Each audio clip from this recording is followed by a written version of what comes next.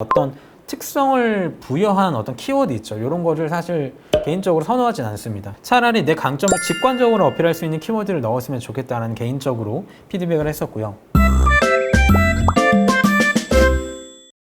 자, 다음으로는 인천국제공항 공사 실제 자소서에서 2번의 항목을 저한테 발췌해서 주셨어요.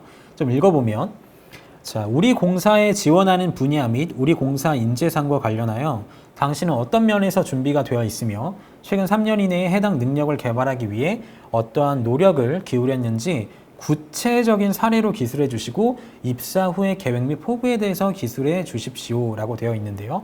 지금 내용이 길죠. 그래서 한번 쪼개 볼게요. 일단은 우리 공사에 지원하고자 하는 분야 그리고 인재상과 관련해서 너는 어떤 준비가 되어 있냐라는 건 첫 번째로, 자, 직무 관련 역량과 회사에서 원하는 인재상에 대해서 정확하게 파악하고 있어를 물어보는 겁니다. 그럼 내가 파악하고 있다는 부분을 어필하면서 내가 그런 부분에서 준비가 되어 있다라고 간략하게 답을 해주면 돼요. 이 부분은 지금 500자 이내로 써야 되기 때문에 전체 중에 한 10% 정도의 제가 비율로 봤고요. 두 번째는 그러면 최근 3년 이내에 해당 능력 너가 지금 이해했다며 그리고 준비가 되어 있다며 그러면 그 준비를 근거로 제시할 수 있는 어떤 사례를 나한테 얘기해봐 라고 얘기를 하죠.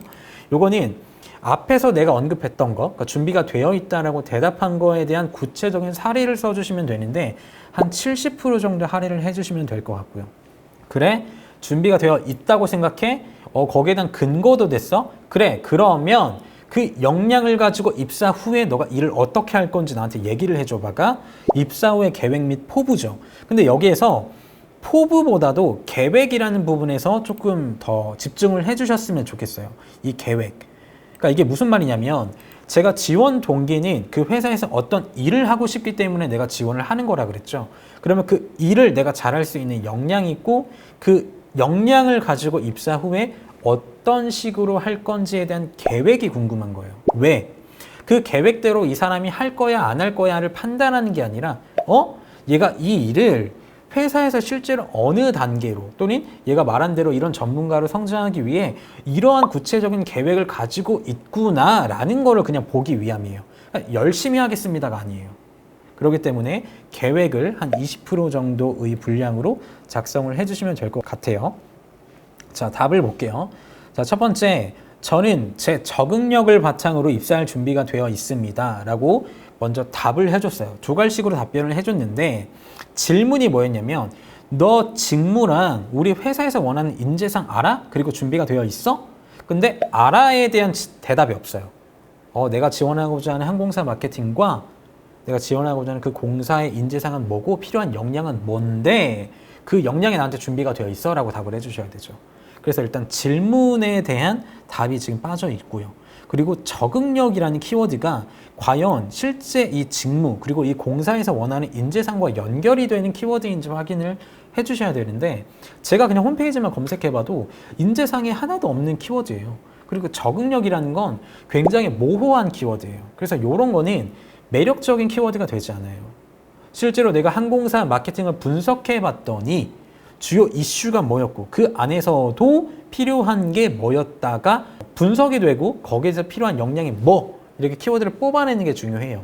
만약에 내가 적응력이라는 키워드를 뽑았다면 그 적응력과 관련된 항공사 마케팅의 주요 이슈를 먼저 언급하셔야죠. 그러니까 최근에 이런 일이 있었는데 여기에 필요한 역량이 적응력이다.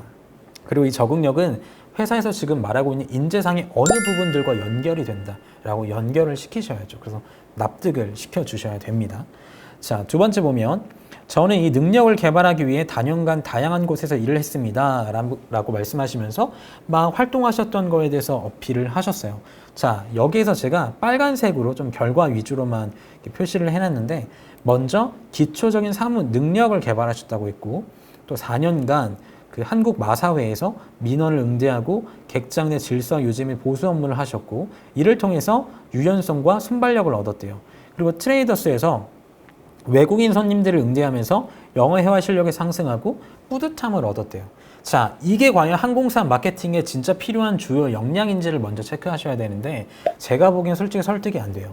일단은 직무에 대한 분석이 없고 그 직무에 대해서 무슨 일을 하는지에 대한 언급이 전혀 없다 보니까 이 사람이 지금 지원하고자 하는 게 도대체 뭔지를 잘 모르겠어요.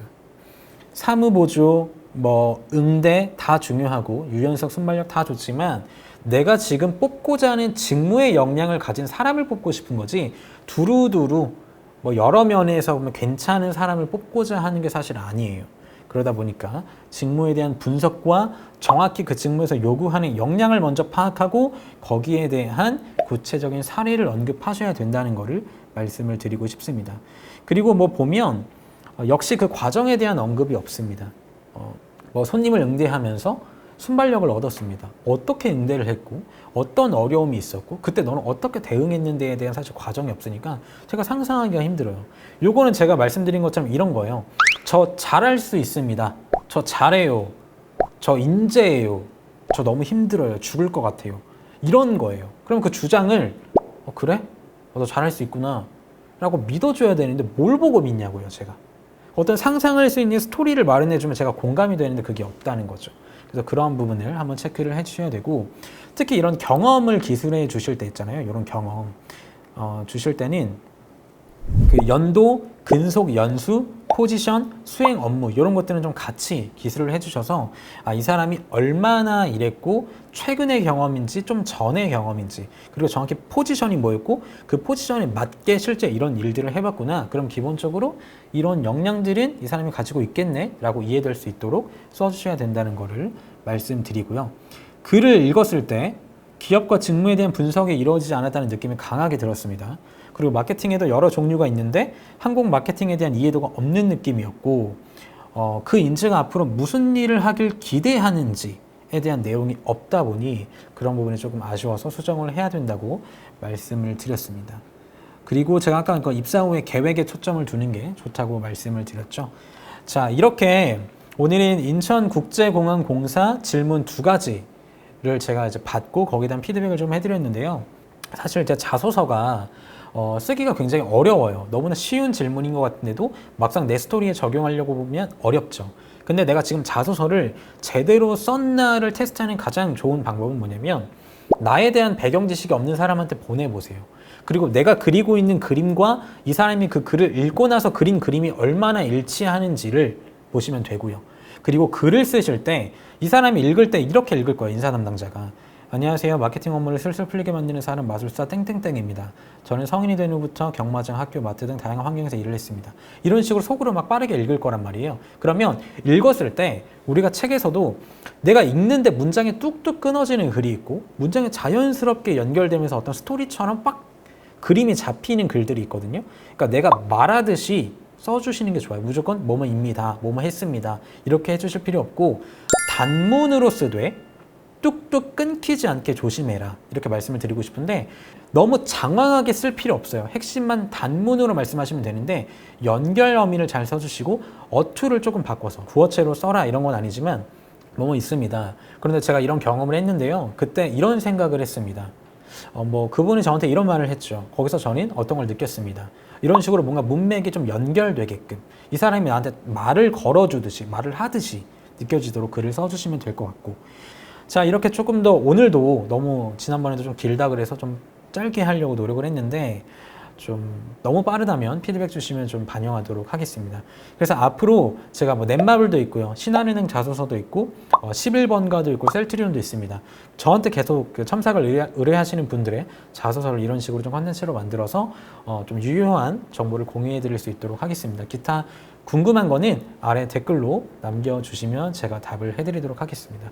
자, 오늘 컨텐츠는 여기서 마치도록 하겠습니다.